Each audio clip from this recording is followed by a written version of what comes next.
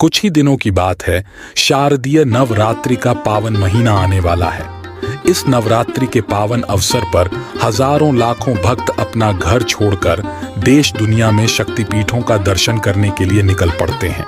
हमारे भारत देश में एक ऐसा ही शक्तिपीठ है वैष्णो देवी, जहां सबसे ज्यादा श्रद्धालु दर्शन करने के लिए जाते हैं। तो मित्रों, आइए आज इन्हीं वैष्णो माता के पावन कथा को विस्तार से सुनते हैं और समझते हैं। जब पृथ्वी पर दुष्ट और राक्षसों का आतंक अपने चरम पर था, तब 3 महाशक्तियों महालक्ष्मी, महाकाली, महासरस्वती ने अपने सम्मिलित शक्तियों से एक देवी को जन्म दिया। जन्म लेते ही उस देवी ने तीनों महाशक्तियों से पूछा कि माता, मेरे जन्म का प्रयोजन क्या है और मुझे क्या करना है।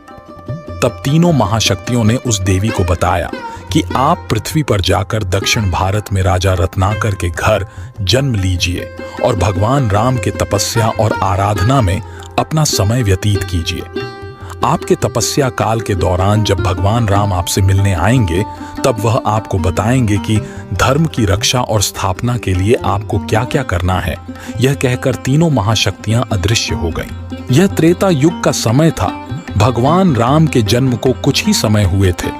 अभी भी पूरी अयोध्या भगवान राम के जन्मोत्सव में व्यस्त थी। पूरे अयोध्या में खुशियां मनाई जा रही थीं। उधर दक्षिण भारत में समुद्र तट के किनारे एक राज्य के राजा रत्नाकर के घर भी एक पुत्री का जन्म होता है। दिव्य गुणों से युक्त उस कन्या को देखकर ऐसा लगता था कि मानो राजा रत्नाकर के घर एक पुत्री ने नहीं, साक्षात एक मां दुर्गा ने जन्म लिया हो।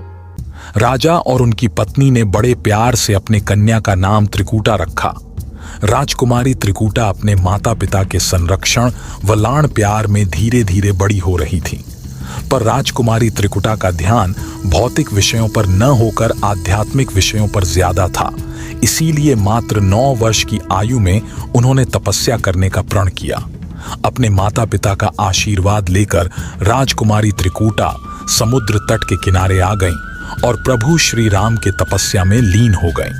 कालचक्र का यह क्रम निरंतर चलता रहा और फिर वह समय आ गया जब भगवान राम रावण की खोज में दक्षिण भारत के उस समुद्र तट पर पहुंचे, जहां राजकुमारी त्रिकूटा प्रभु राम के गहन साधना में लीन थी।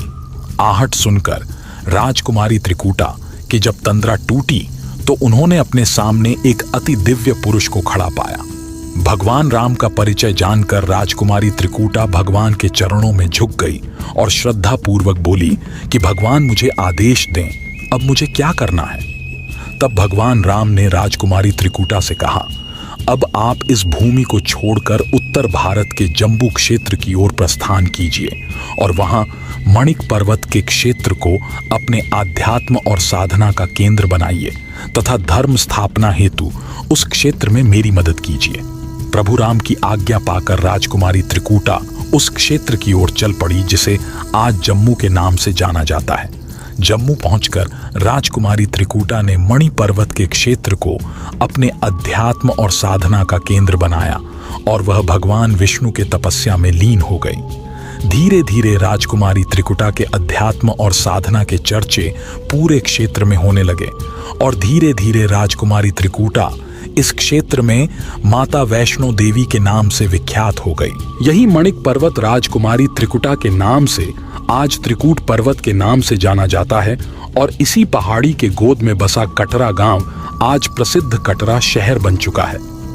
प्राचीन कथा के अनुसार कटरा के करीब हंसाली गांव में मां का परम भक्त श्रीधर पंडित रहता था। श्रीधर और उसकी पत्नी मां दुर्गा की सुबह शाम पूजा करते थे।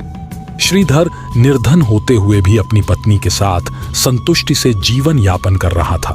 बस उन्हें एक ही दुख था कि उनके यहाँ कोई संतान ना थी।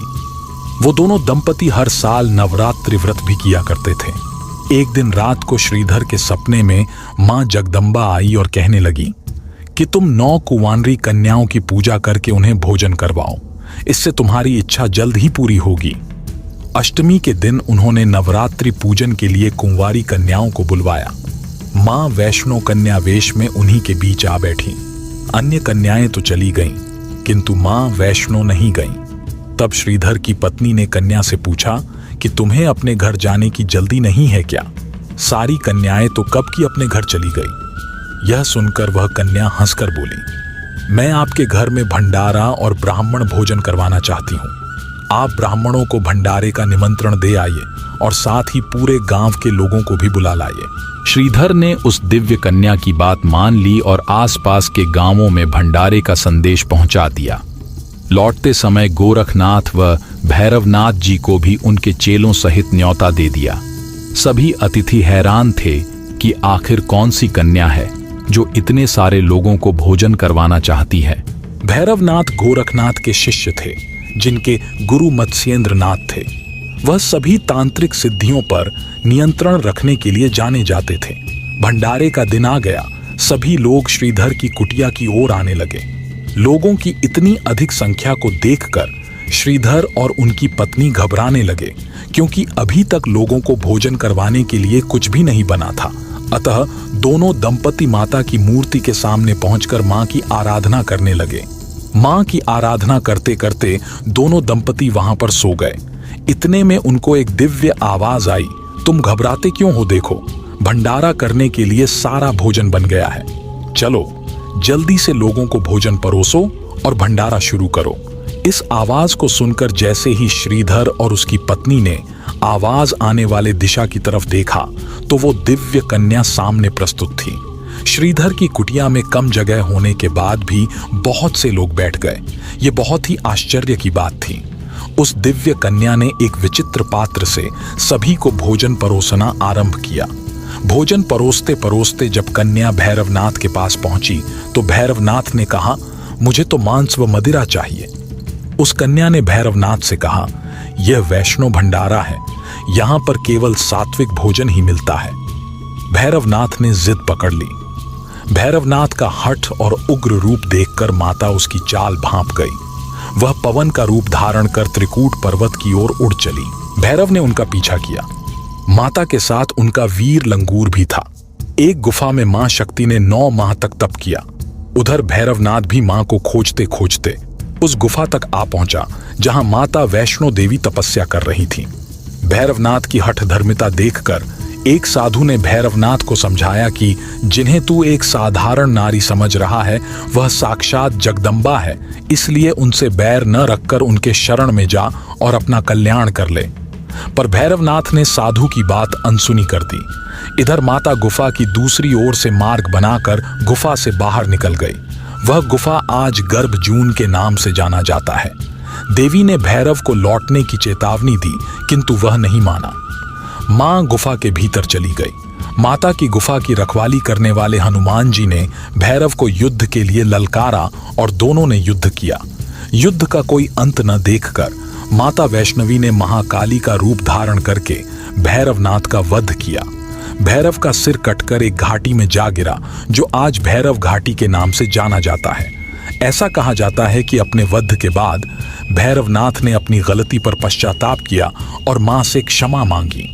माता वैष्णो देवी जानती थी कि उन पर हमला करने के पीछे भैरव का मुख्य उद्देश्य मोक्ष प्राप्त करना था।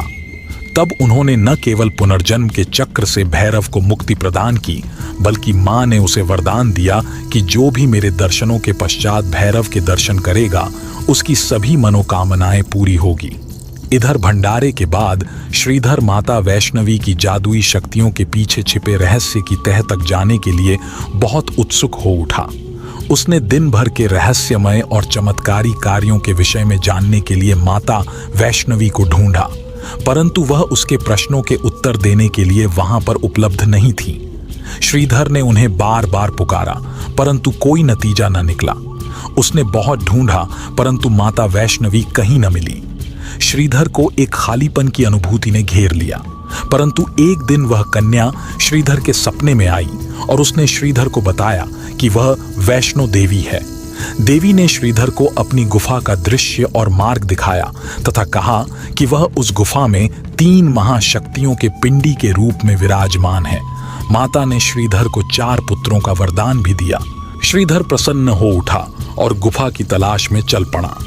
गुफा को ढूंढकर उसने अपना सारा जीवन देवी की पूजा में व्यतीत कर देने का निर्णय ले लिया। शीघ्र ही देवी की पवित्र गुफा की प्रसिद्धि दूर दूर तक फैल गई और लाखों श्रद्धालु मां के दर्शन करने के लिए देश दुनिया से कटरा आने लगे। आज देश विदेश से लाखों भक्त अपनी मन्नतें लेकर माता के दरबार में आते हैं और अपनी मुरादें पूरी करवाते हैं।